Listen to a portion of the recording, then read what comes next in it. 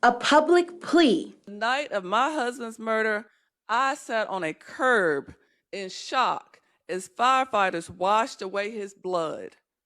No one was there to support me during this crisis. Turns into public service. On November 26, 2023, Dr. Sylvia Rose Brown became a widow. The Lockchoppy neighborhood where Rose Brown says she and her husband Matt were spending a beautiful life together became a crime scene after he was shot and killed in the townhome parking lot. 7 weeks later, she gave an impassioned speech in front of a crowd in the Bibb County Commission chambers. Why wasn't a chaplain there or a grief counselor there? I had to pray and console his parents when I was in no capacity to do so myself.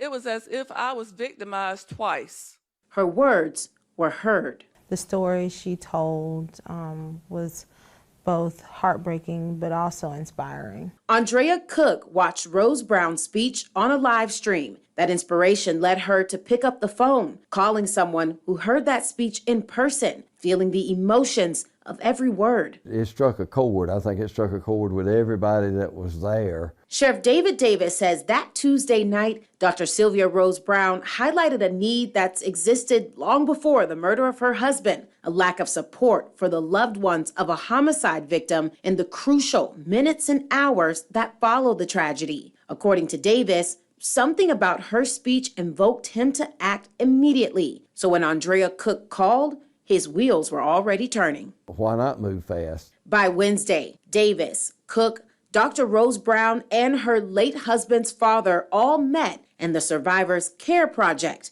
was born. It is our intent to respond anytime they call. In a partnership with mental health professionals from the Southern Center for Choice Theory, from now on, counselors will come to the scene of homicides, ready to provide support and a trauma-informed response to those left in the wake of tragedy. Sometimes people just need somebody to be present with them when they're experiencing the initial shock of an incident. Sylvia Rose Brown says the creation of the Survivors Care Project has coupled a purpose with her pain. I don't even consider myself as a victim at this point. I feel like I need to take this awful, awful tragedy and somehow pay it forward to other people, to help other people. Though the widow put her feelings on display for the community, she says she isn't the only person in the community who once felt the loneliness she described. Recently, a lady came up to me at Kroger and said she saw me on the news and she had also experienced a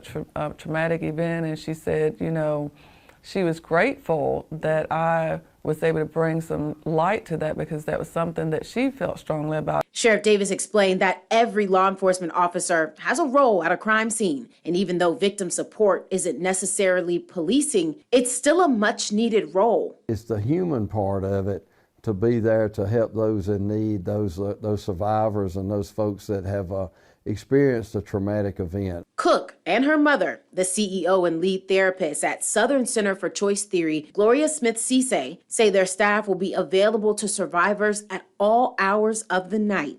We want Macon and Bibb County to be the most mentally healthy community in Georgia. Right.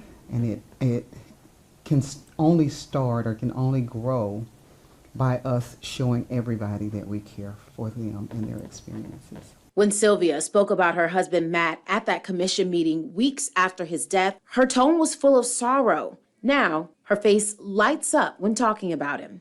Okay. We've been together for quite a while. She says the project is helping her grieve just as much as it's helping others in their time of need. When you lose someone that you've been so connected to for quite a period of time, you feel a huge sense of loss in everything, just sense of like emptiness. And being able to help others is always something that makes you feel, I mean, obviously it's not gonna bring my husband back, but it does make me feel like I'm carrying on the work that he would want to see me do. Reporting for Project Macon, Brittany Miller, WGXA News.